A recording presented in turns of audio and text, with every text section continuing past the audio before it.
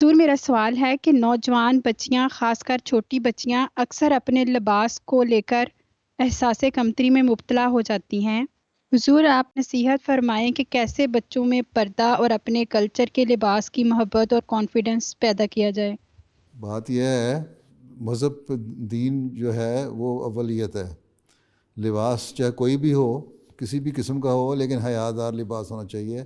قرآن کریم میں یہ نہیں لکھا کہ تم نے شلوار قمیض پہننی ہے یا لمبا چوگا پہننا ہے۔ قرآن کریم کہتا ہے کہ حیا دار لباس ہونا چاہیے تمہارا، تمہارے جو عورت کا جو زینت ہے وہ نظر نہیں آنی چاہیے، ٹھیک ہے؟ تو یہ لڑکیوں میں تربیت کا شعبے کا کام ہے، ناصرات کے شعبے کا کام ہے کہ بچپن سے ہی پیدا کریں یہ، اور ماں باپ کا بھی کام ہے۔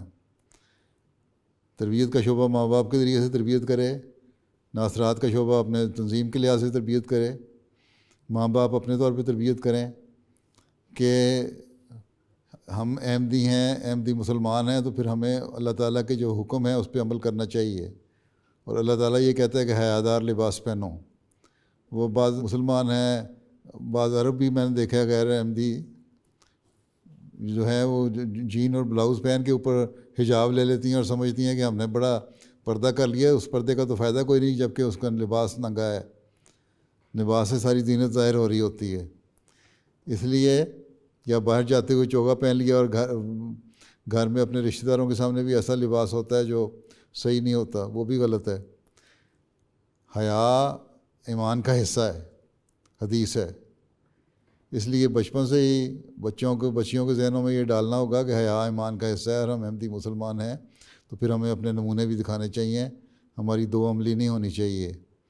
اور ہمارا حیا دار لباس ہوگا تو ہماری حیا بھی قائم رہے گی، اور پھر بڑے ہو کے بھی اس حیا دار لباس کے مطابق اپنے لباسوں کو ڈھالیں گی، پھر پردہ بھی کریں گی، اور حجاب اور سے شرمائیں گی بھی نہیں، کمپلیکس بھی نہیں ہوگا۔ اپنے آپ کو یہ پیدا کریں یہ احساس کہ ہم نے دنیا کی اصلاح کرنی ہے، دنیا کو اپنے پیچھے چلانا ہے، نہ کہ ہم نے دنیا کے پیچھے چلنا ہے۔ یہ احساس پیدا ہو جائے گا، کانفیڈنس پیدا ہو جائے گا جب، تو ٹھیک ہے۔ اگر مائیں بے حوصلہ ہوں گی، اعتماد ان میں نہیں ہوگا، باہر نکلیں گی تو دیکھ کے ان لوگوں کو، مغربی لوگوں کو دیکھ کے ڈر جائیں گی، ہیں جس نے انگریزی کے دو لفظ بول دیے یا مقامی زبان کے لفظ بول لیے اسے ڈر کے تو چپ کر گئیں۔ ایسی بات نہیں ہے۔